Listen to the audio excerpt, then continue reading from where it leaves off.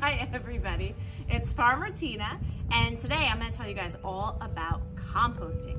Composting is nature's way of recycling. We know that if we put out a glass bottle to the recycling, they take it, they crush it up, they turn it into a new glass something, whether it's a bottle or not.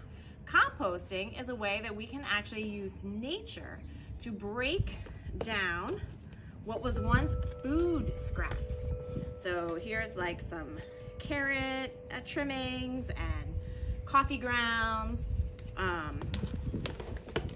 There's some other food scraps, cardboard, paper, and we can turn this into, we can recycle it and turn it into basically soil. Okay, this brown stuff here, this is my finished compost or worm castings. So I'm going to show you guys how to compost at home. It's really easy and it's a lot of fun, especially if you have kids. So here in my kitchen, I keep a container that I basically put my food scraps in. So we drink a lot of coffee, so there's coffee grounds.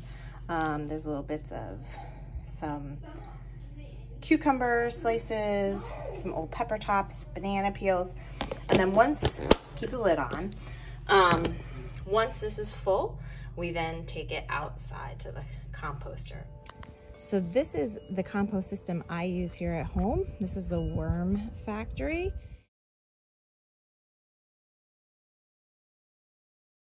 And it's really nice because I can actually add table scraps to these different layers.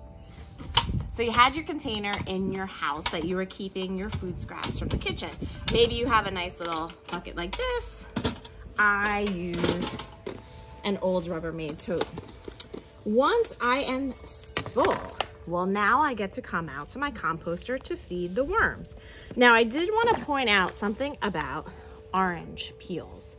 Orange peels cannot be composted.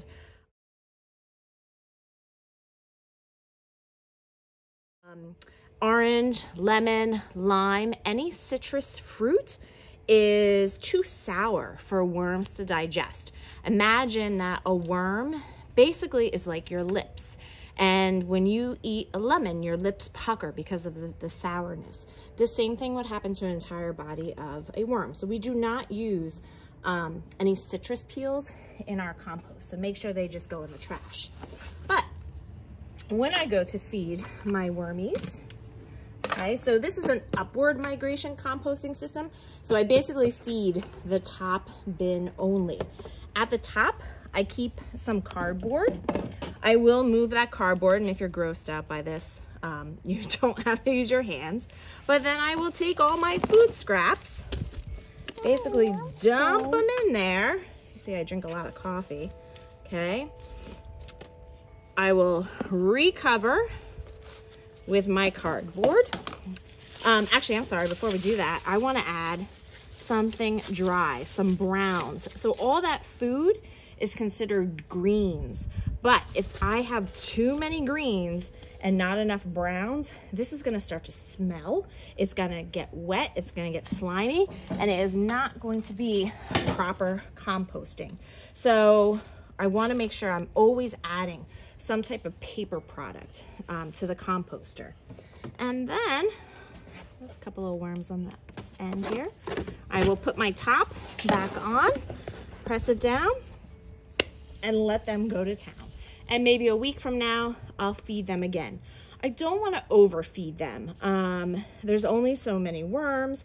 If there's too much food in there and the worms can't handle it, well, then it's going to start to spoil and go bad. So you kind of have to, it says about 1 pound of worms needs a half a pound of food per day. And also I'm keeping this at a good temperature. So I keep this in my garage. In the winter time, I will bring it down into the basement because I definitely want to keep it in a good temperature for my worms. All right. So here we can see some of those red wigglers hard at work, taking my old kitchen scraps, like my coffee grounds. This is cucumber peelings, eggshells, looks like some parsley or cilantro there. looks like a little carrot peeling and slowly turning them, some leaves in there, turning it back into compost soil. And then this is what gets left behind. Obviously, some things, seeds sometimes will sprout, so you might have some sprouts in theirs, but there's a couple of the worms. But this is basically the finished product, which is the worm castings that then can be added to your garden soil for lots of good extra nutrients. Some of the things that take longer to break down are eggshells, and there's actually like a little peanut shell there as well, a little worm next to it. But that's okay, they'll eventually break down in my soil. We're gonna dump this directly into the garden soil. So go ahead, Audrey.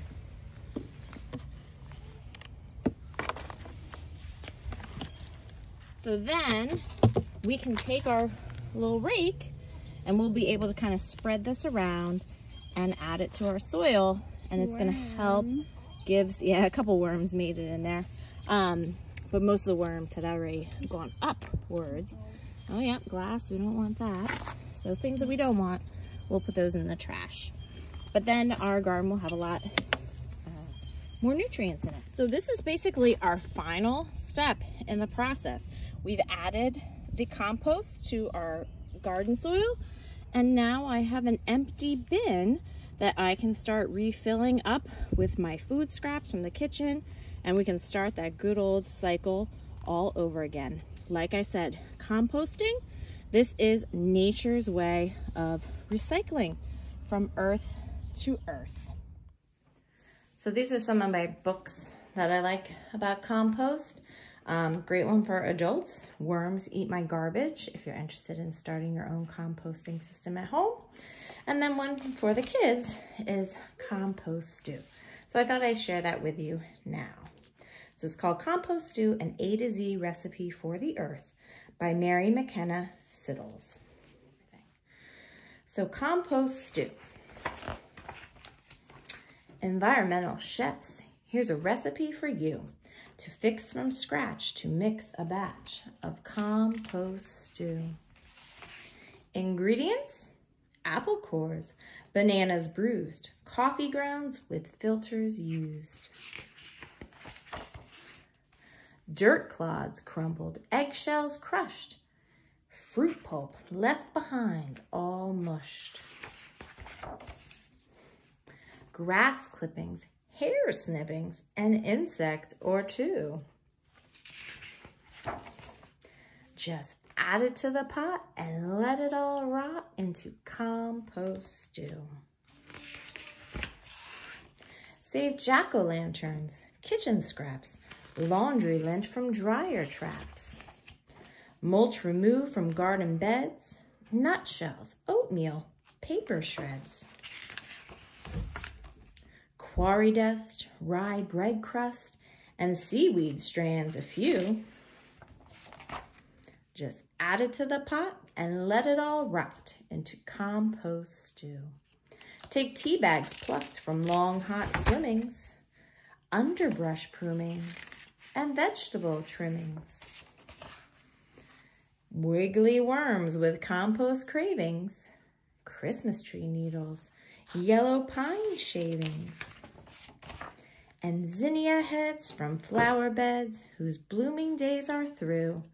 Just add it to the pot and let it all rot into compost stew. Moisten, toss lightly, let brew. And when the cooking is complete, Mother Earth will have a treat.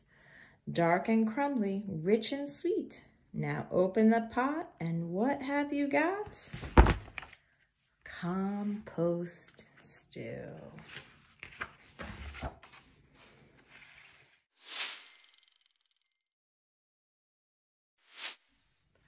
Today we're going to read Wonderful Worms by Linda Glazer.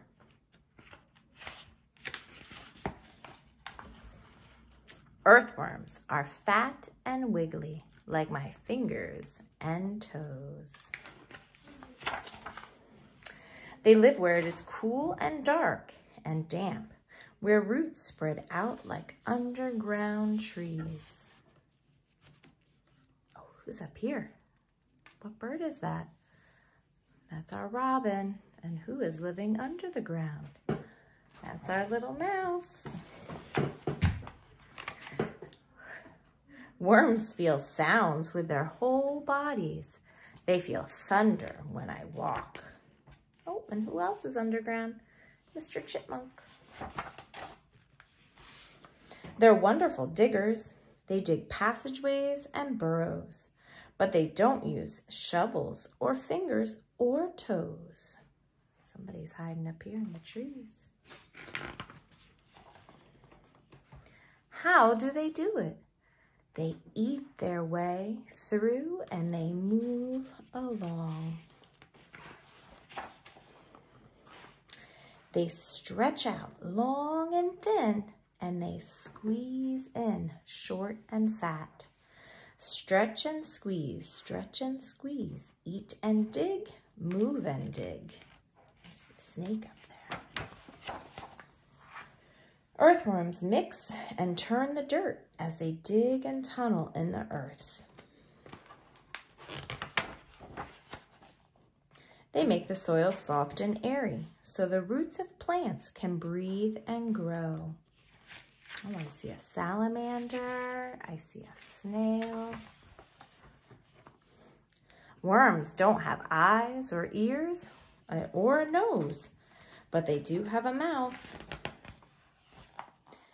And they need food, just like I do.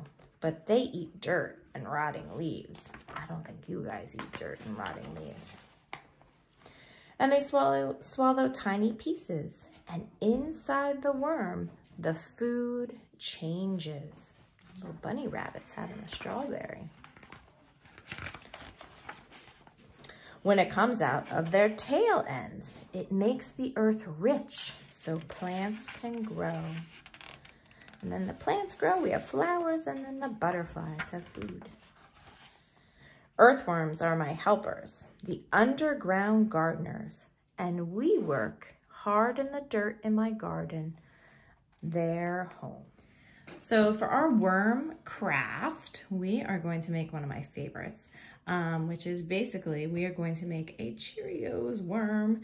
It kind of looks like the segmented body of a real worm. And what you're gonna need is you're going to need a pipe cleaner, some Cheerios, googly eyes. We know that worms don't really have googly eyes, but this is just for fun.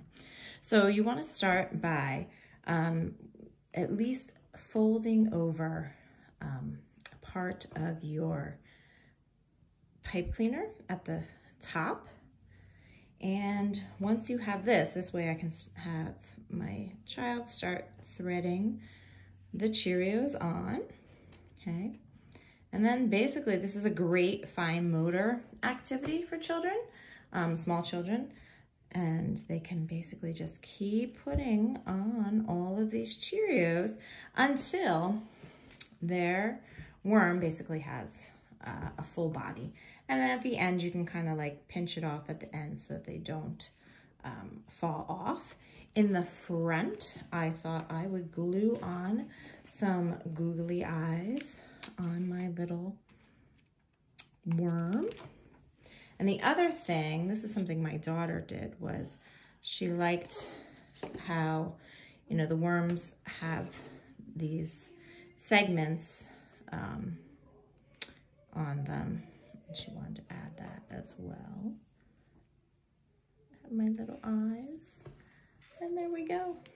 Just my little wormy, my little worm.